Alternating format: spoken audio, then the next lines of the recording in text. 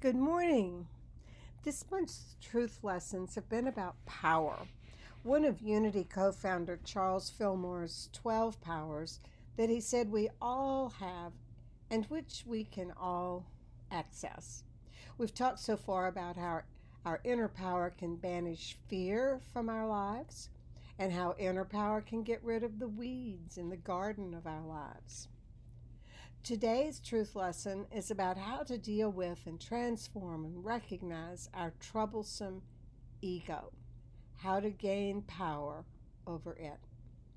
Since the Bible is probably the best psychology book I've ever read, meaning that it's a primer on how to heal ourselves, I'd like to share with you a story from Mark 5:1.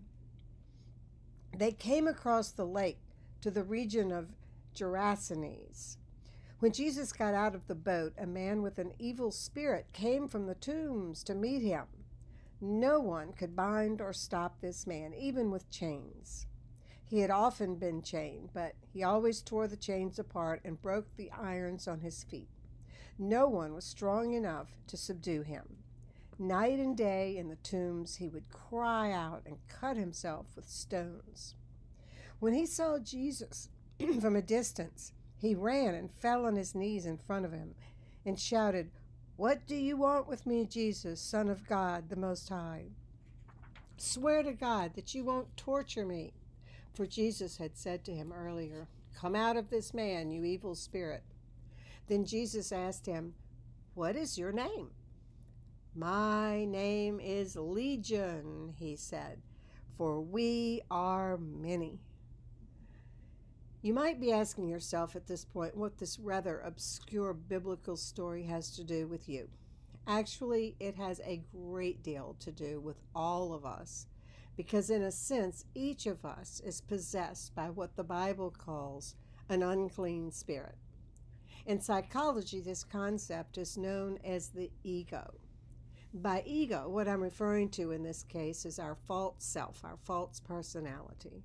It's that part of us that believes that we are only human, only flesh and blood, and that our existence begins at birth and ends with death.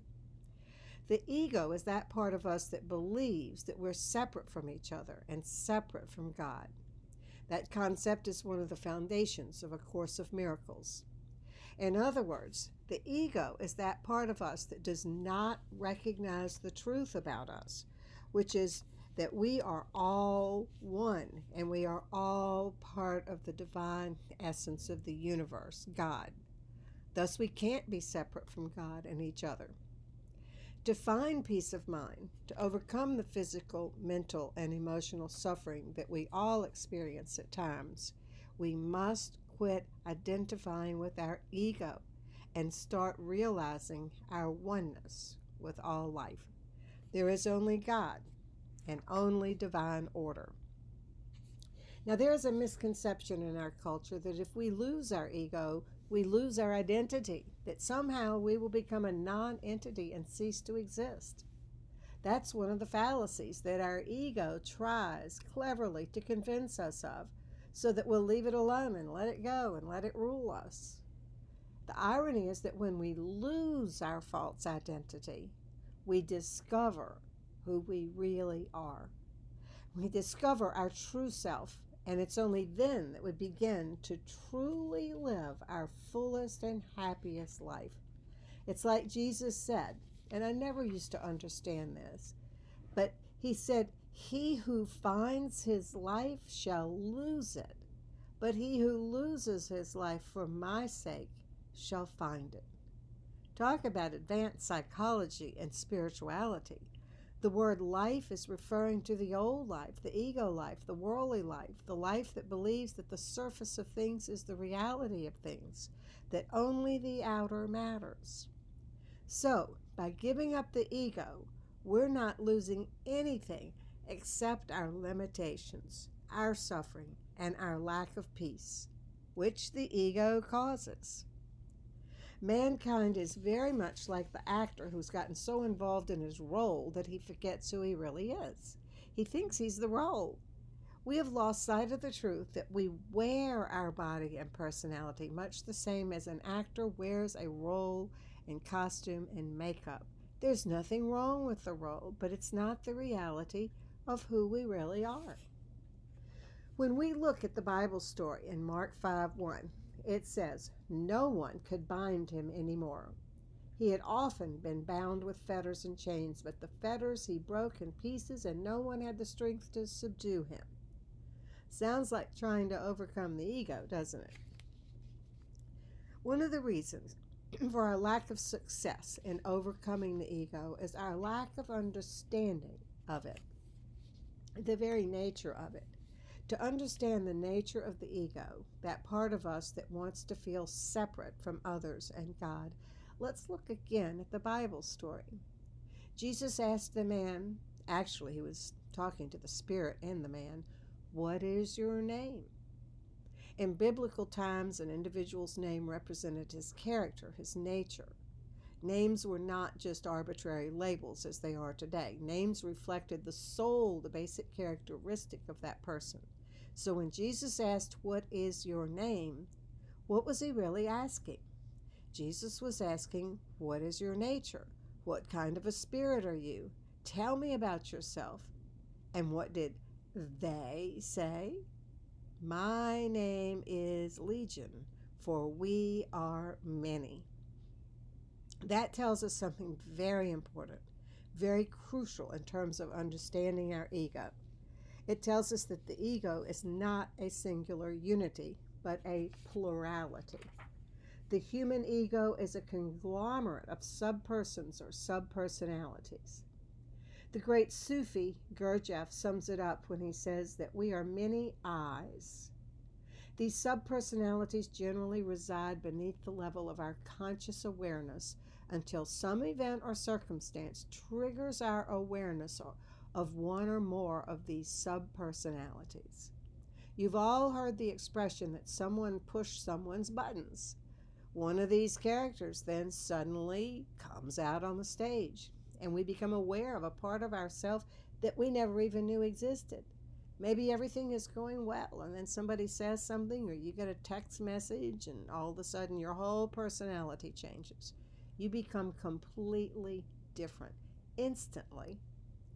Some subpersonality that's hiding behind the curtain of your conscious awareness is suddenly called to the forefront, and it's as if Mr. Hyde has taken over Dr. Jekyll's personality. He rants and raves, jumps up and down, and prances back and forth on the stage of our mind for a while. Then eventually he goes back behind the curtain, and our normal self comes back again.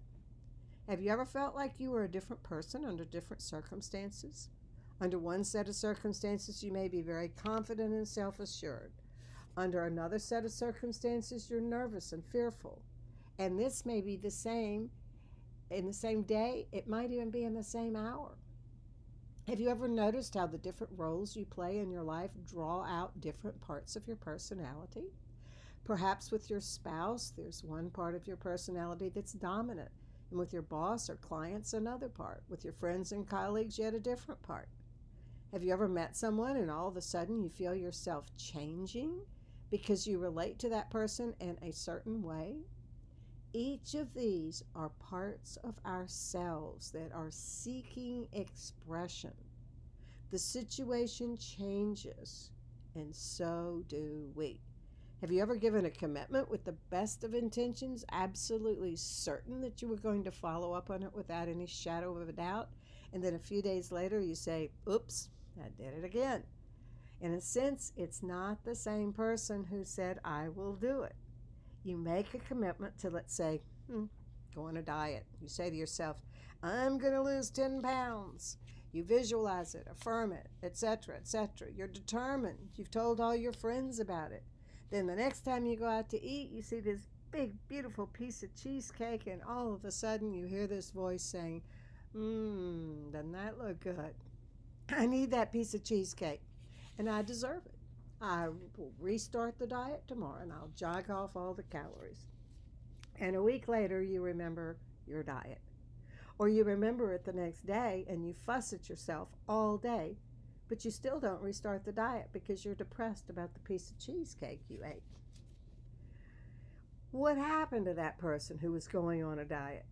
This is one reason why human nature is so complex and contradictory. It explains why it's so hard to understand ourselves and maybe even more difficult to understand others. Because at any given point in time, there may be different parts of our personality coming to the forefront of our consciousness.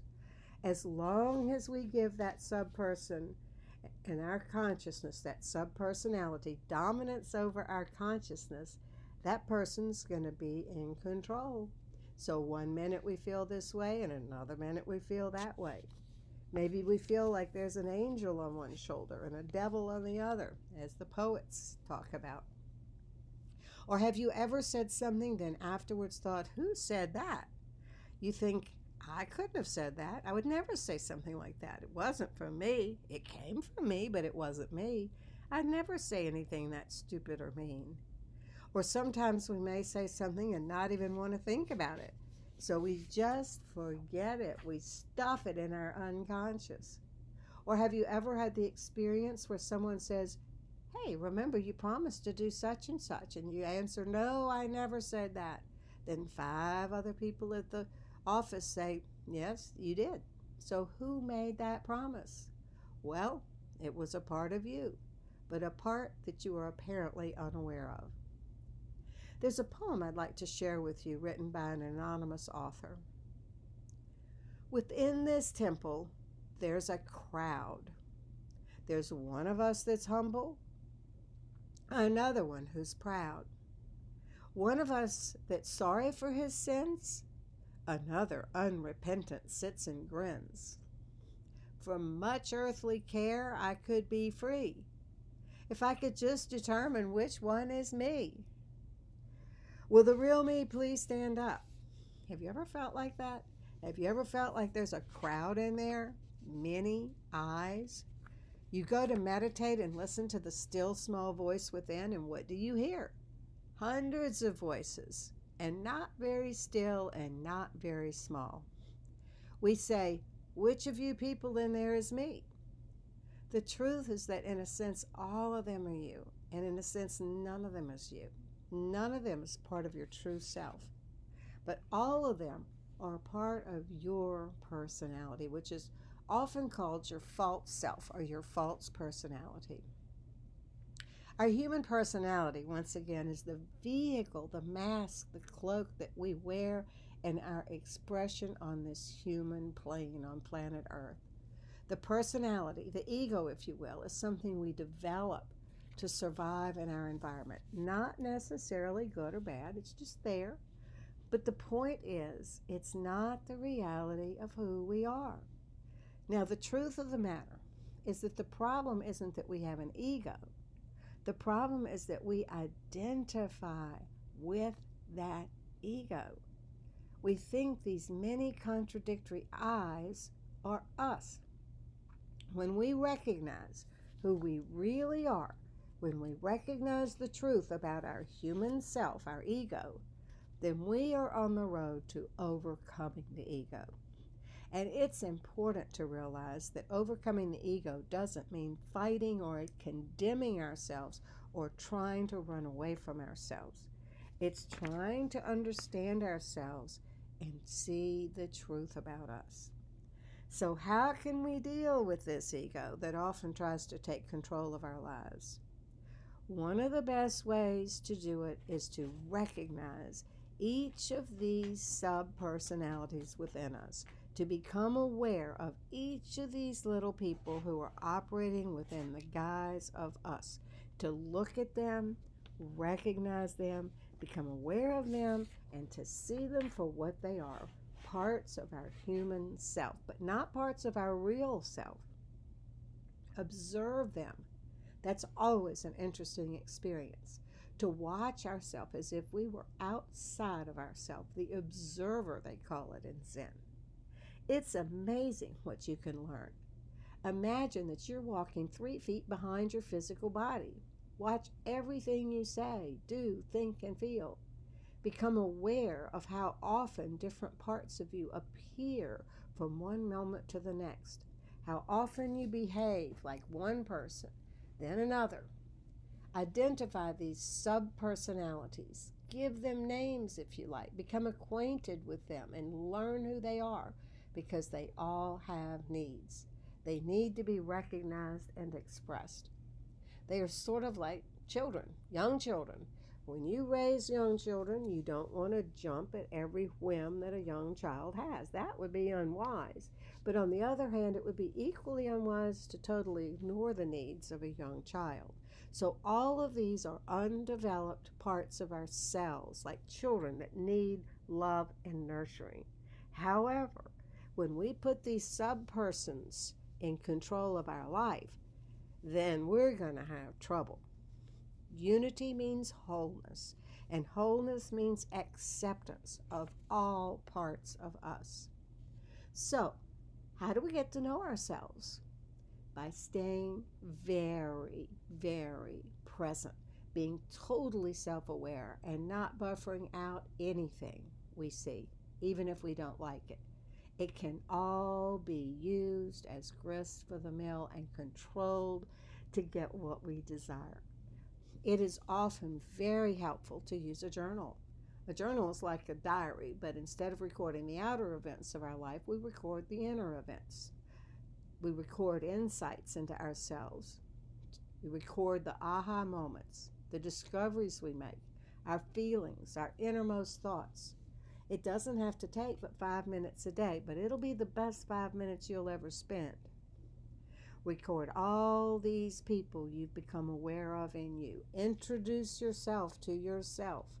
These people are not inherently bad.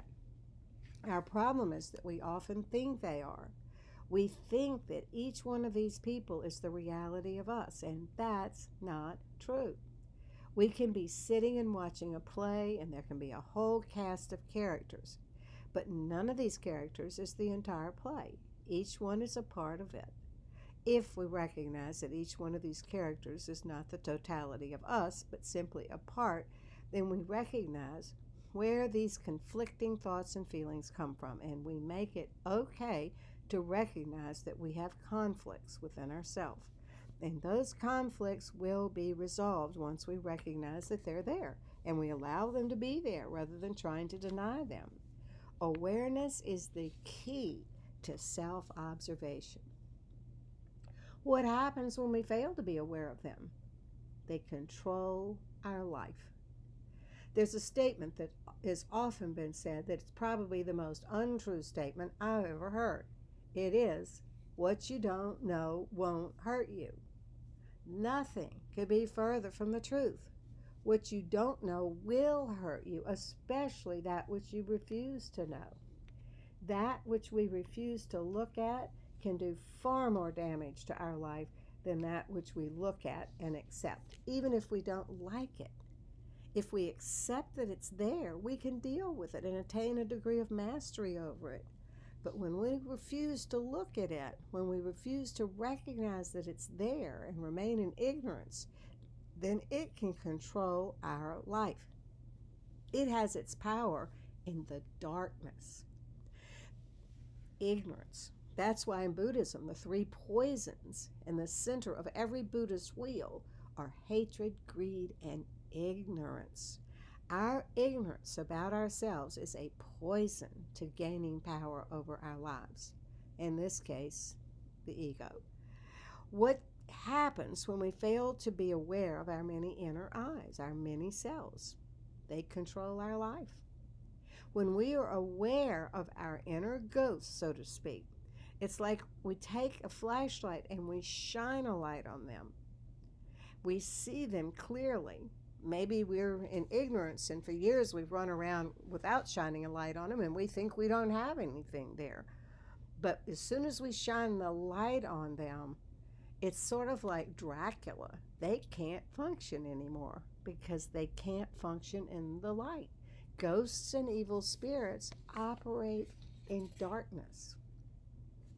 A very important part of the process is that when you observe yourself, it must be without. It's important to recognize that when we judge ourselves, it's one part of our ego at war with another part of our ego. That's that judgment doesn't come from the inner Christ. Each one of us has a judge within us. You can call it the critical parent if you like, or the censor, or the judge. This part of us wants to label everything we do as good or bad. That's a part of what the ego does. It's always judging. It's not our true self, our divine self. It's very important that we observe without judgment. And if we find ourselves judging ourselves, we must recognize that this judge too is another one of those sub-personalities. Remember who it was that expelled the unclean spirit from Legion? No man could do it. It was only Jesus the Christ who had the power. Only the Christ within us has the power to exorcise the unclean spirit within. The ego can't. No man could bind Legion. No man could handle him. And Legion went around just like the ego, bruising himself with stones. That's what our ego does to us. We must see our ego from the perspective of the inner Christ with perfect love and unconditional acceptance. We might say to it, I see you, I recognize you, and I accept you for what you are. You have a right to be. You are part of me at this point in my growth, and you have a right to be there. You're part of my human self, but you are not part of my divine self. You are part of me that I've created. I take responsibility for you, but you are not my master. I am the master. I have the power. My inner Christ has the power. So you don't judge or condemn your ego. You're simply looking at it with love, saying to it, I hear you. I know you're there. I love you, but I am in charge, not you. Observe with detachment, and as you recognize these parts of yourself, just love them, bless them, and say to them, I see you, I hear you, but I also know the truth about myself. I affirm the truth that my real self is my inner Christ. I know the truth, and the truth makes me free. We are never free by running away. We hide in 1,000 different ways, and ultimately we need to sit down and say, hey, I'm right here. And the things I'm trying to run from are the things I need to love. And once I love them, the beautiful part of it is that I discover they are my allies. They are not my enemies. We begin to discover that those parts of ourselves that we see as bad suddenly are transformed through the power of love into very positive qualities, and we gain power. We exorcise our ego by befriending it and loving it. That's the best way to get rid of any enemy. Befriend it. But at the same time, you no longer allow your ego to control you. As you become more and more aware, for this is a process, you get more and more adept. As soon as you begin, you will notice positive results. Observe with detachment. And as you recognize these parts of yourself, just love them and bless them. And affirm the truth that your real self is your inner Christ. That's the truth that will set you free. We're never free by running away. Say to your ego, hey, I'm right here, and the things I'm trying to run from are the things I need to love. And once I love them, the beautiful part is that I discover that they're my allies and not my enemies. You then will begin to discover, once you begin to love yourself, that these parts of yourself that you've seen as bad suddenly are transformed through the power of love. There used to be a tribe that lived on Easter Island in the Pacific. You probably all studied it in school, in anthropology maybe. They had a belief that if they destroyed their enemy in battle, they would take on their strength, power, and courage. That's exactly what happens when we destroy the enemy within us through love. When we love that enemy within us, we suddenly see that it's not an enemy anymore. When Jesus said, love your enemies, he wasn't just talking about the out there enemies. He was also talking about the enemies within, Because when we love our enemies, within or without, we destroy them as enemies. We don't destroy the people, we destroy the whole illusion of an enemy. That's how we destroy our enemies, by loving them. And suddenly they are enemies no longer. They are our allies. So it is with that very part of you that you're having the most trouble accepting. So through the power of honest self-observation, self-acceptance, and love, we can exorcise the unclean spirit within, just as Jesus exorcised the evil spirit from Legion. Thus, again, love overcomes. The omnipotence of God, the God that is love, overcomes. And that is true power, the power that is within us all.